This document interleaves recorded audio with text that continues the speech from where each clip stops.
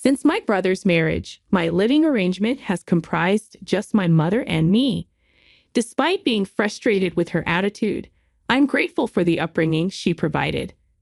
Unexpectedly, she decided to distance herself from me. Despite my substantial financial support, she, with the involvement of my brother and his wife, evicted me from our home. This betrayal is something I can't forgive, and I am determined to retaliate against them with double the force. I go by the name Emily and am currently 25 years old. A few years back, my father passed away, and my brother Tom, who is a decade older, departed after tying the knot. Consequently, I find myself cohabitating with my mother. The truth is, I've harbored dissatisfaction about living with her. Once I began working, my mother quit her part-time job and assumed a lethargic lifestyle at home.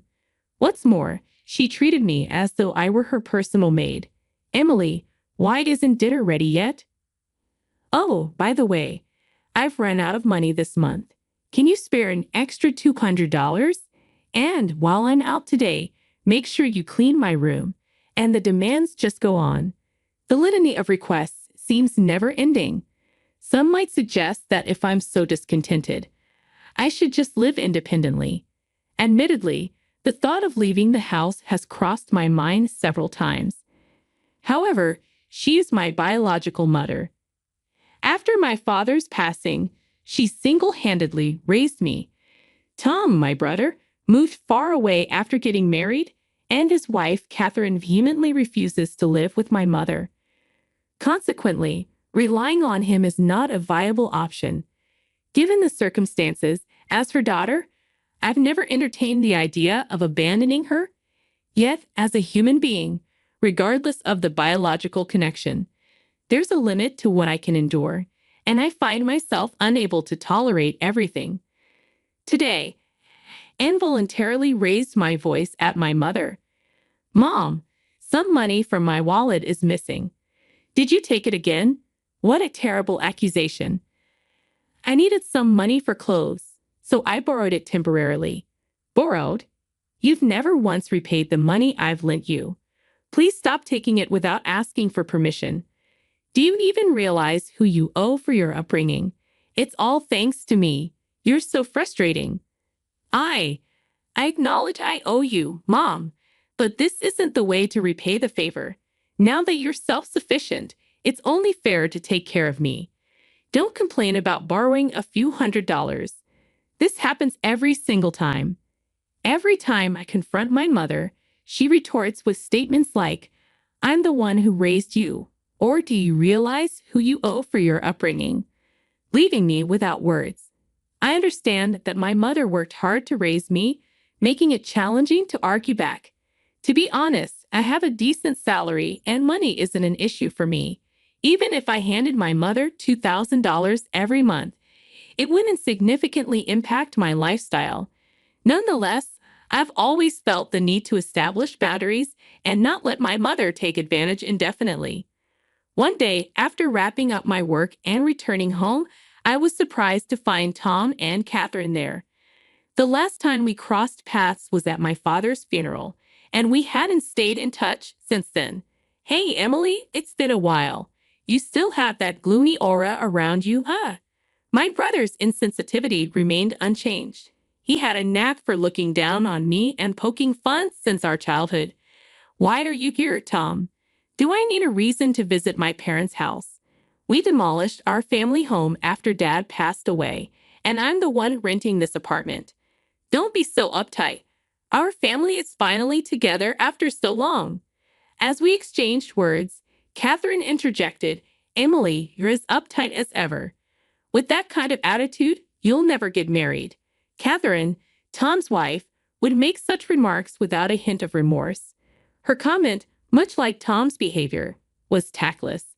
I've harbored a dislike for the two of them for quite some time. After having dinner alone, I retreated to my room. My mother, evidently delighted to see Tom after such a long time, kept chatting animatedly with a smile on her face. It appeared that the three of them occasionally indulged in gossip about me. Since that day, for some inexplicable reason, Tom and Catherine began making more frequent visits to my place. Another irksome aspect was their apparent disregard for the fact that this was my home. They seemed excessively at ease in my apartment. "Hey, Tom, what's going on? This is my place, you know. What about your job? You're so bothersome. What does it matter to you? I'm here because I'm concerned about Mom and I want to visit her often. You never reached out once since our father's funeral. It's none of your business. Come to think of it, I'm hungry. Cook something and do it quickly. What's with this guy? Seriously, this is my place, isn't it? Why are they lounging around as if they own the place? I'm in the mood for a delicious cake, Emily. Buy me one." Catherine's request prompts even my mother to join in. "You finished work today, right? So you have time. Hurry up and go buy it for us, you lazy girl." It's perplexing how Catherine, who once avoided living with my mother and detested her, has suddenly become quite chummy with her. As for Tom, he's adopting an attitude of, "I'm the eldest son, and Catherine is the eldest son's wife, so it's only natural for us to be concerned about Mom." Observing their behavior, it's evident that the two of them are plotting something. I'm not entirely sure about their intentions yet, but it's clear it's not something favorable. Several days passed, and Tom and Catherine's scheme finally unfolded. "Emily, I've reached my limit living with you. I've decided to end this cohabitation." I was engrossed in household chores on my day off when my mother dropped this bombshell. "What do you mean by that?" "Exactly what I said. I can't endure living with someone as slow, lazy, and unattractive as you any longer." "What are you talking about? Don't you understand? I've made up my mind. I'm going to live with Tom and Catherine." "You're going to live with Tom and Catherine?" I was so taken aback by this unexpected revelation from my mother that I unintentionally echoed her words. The couple who consistently opposed the idea of living with my mother now wants to share a residence with her. What on earth is happening? Just then, Tom and Catherine conveniently arrived. "Tom, what's happening? You never expressed any interest before, and you consistently asserted you'd never live with Mom, right? What's the issue with that? It's only natural for the eldest son to live with his own mother, isn't it?" Tom, looking down on me with a sense of superiority, made this statement. "Don't tell me you have some kind of issue. If you can't live with Mom, no, that's not what I'm saying. But then it's fine for Mom to live with us, right? Are you serious?" Even Catherine was vehemently against cohabitation. "Why the sudden change? You're so bothersome. Anyway, Mom has decided to live with us. We don't need you anymore. Just leave." "Wait, leave? After all this time when I took care of everything about Mom?" It can't help but feel repulsed by my brother's arrogant words. However, it became evident that Tom and Catherine were up to something nefarious. Despite my mother's sharp tongue, she remains my only precious parent. Besides, I wouldn't want to get entangled in any trouble later on. I decided to caution my mother. "Mom, isn't it clear that something's amiss? After all, Tom and his wife never once reached out to us before. What are you talking about? If anyone's acting strange, it's you, isn't it? Huh? Mom, those who just exploit their parents should leave." The moment she said that, any remaining affection I had for my mother vanished instantly. After all the support I've provided and taking care of her, how dare she utter such words to her own daughter who has been supporting her all these years? But this is the only time they can mock me like this, you know. After a week, they'll experience hell, so they better relish this moment.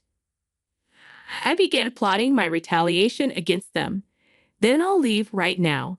I declared this resolutely to my brother, his wife, and my mother. The three of them began to chat, exchanging smirks. "Emily, you're finally leaving the house.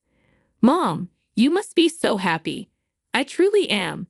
Now I can live with Tom and Catherine. I'm on top of the world. From now on, I'll be the one taking care of Mom."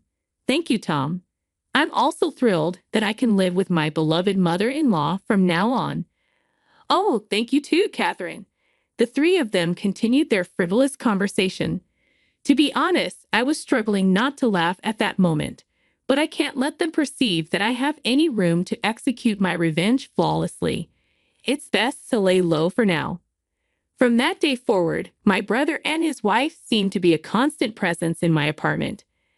As for me, it's as if I'm invisible to them, or rather, they treated me as if I never existed in the first place. However, this turned out to be advantageous for me because I wasn't bothered at all while preparing to move out. A week later, it was my moving day. The moment he opened his mouth, Tom said, "Today is the day we part ways, Emily. We'll be taking care of Mom from now on, so you can live without any worries. Thank you. I'm leaving Mom in your hands." Okay, after delivering this casual statement, Tom seemed somewhat dissatisfied with my response. Then my mother approached. "I hope you get married soon, Emily. It'd be a shame to remain single for the rest of your life, wouldn't it? You know the whole society would call a person like you a loser." In response to my mother's words, Tom and his wife snickered. Facing her remarks, I replied calmly, "That's true. From now on, I've decided to live just for myself. I mean, I no longer have to take care of you now, right? Just stop talking and get out. I never asked you to look after me. I was going to leave quickly anyway." "Oh, it seems like they've arrived." I heard the doorbell ring, so I made my way to the entrance. It was the movers from the moving company I had scheduled for today. After having them transport all the belongings from my room, I gestured towards the living room and instructed the movers, "Oh, and please relocate all the appliances and furniture in these rooms too." Huh, the dumbfounded voices of the three harmonized perfectly. They were utterly perplexed by what was unfolding. That TV, the fridge, the microwave. Oh, and this cleaning robot too. Also, the sofa, dining table, and the bed. Please move everything. Then my mother started to argue. What? What are you thinking? Stop this immediately. What do you mean? Am I doing something strange? Don't play dumb. Taking all the appliances and furniture from this house. Have you lost your mind? In response, my brother, his face as red as a tomato, approached me aggressively.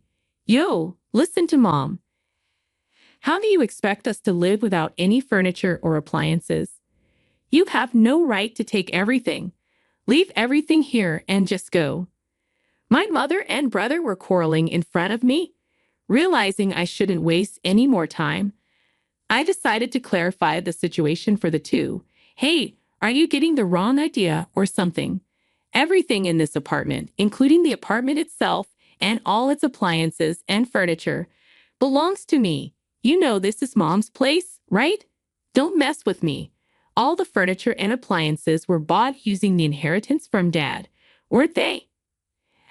As I had anticipated, he misunderstood and believed that my mother was financing everything in my apartment. He assumed she had received a significant inheritance from my father and had cleverly convinced them to live with her. "Tom, aren't you misunderstanding something? I bought everything in here.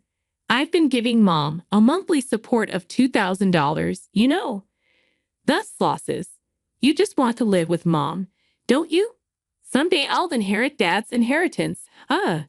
What are you talking about? Mom used up all of Dad's inheritance a long time ago. Tom nervously glanced at our mother, who was looking down with a pale face. "Mom, please explain. You told us you bought all the appliances in here." "Well, I was just trying to look good." What do you mean by that? We only moved in with you because we thought there was an inheritance from Dad. If there's no inheritance, what's the point of living together? Wait, what are you saying? Didn't you say you take care of me because you're the eldest son? I was just trying to be nice.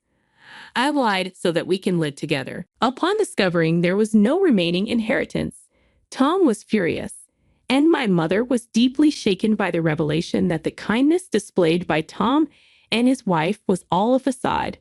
What a dysfunctional family, huh? My mother should have been suspicious when Tom and his wife, who had been out of touch for a while, suddenly suggested living together. If Tom had kept in touch, he would have learned sooner that there was no inheritance left from Dad. As I cast cold glances at the two, Tom's wife seemed to have a solution and spoke up. "I've got it. It would be great if Emily could live with us again." To this, my mother and Tom both agreed. "That's right, Emily. You should live with us. After all, yes, Emily, I really do need you." Observing the sudden change in their attitude as they began speaking for their own convenience, I promptly dismissed them. "What are you even saying? Don't make me laugh. There's no way I'd live with deceitful people like you all. I've decided to live only for myself from now on. Whatever happens to you all, I couldn't care less. But why don't you all just happily ruin your lives together?" The three of them, completely drained of energy, sat down on the spot as if their knees had given away. All three had vacant eyes. Goodbye. Do your best as a family. With that, I closed the front door. In just another 2 weeks, the lease for the apartment would end because it's under my name. They'll probably be forced to leave when the lease is up. Well, it's none of my business anymore. About a week after successfully settling into my new place, as anticipated, I received a call from my mother seeking help. "Emily, please. I can't live properly like this. Come back. There's no way I'm returning. Why don't you have that foolish couple take care of you?"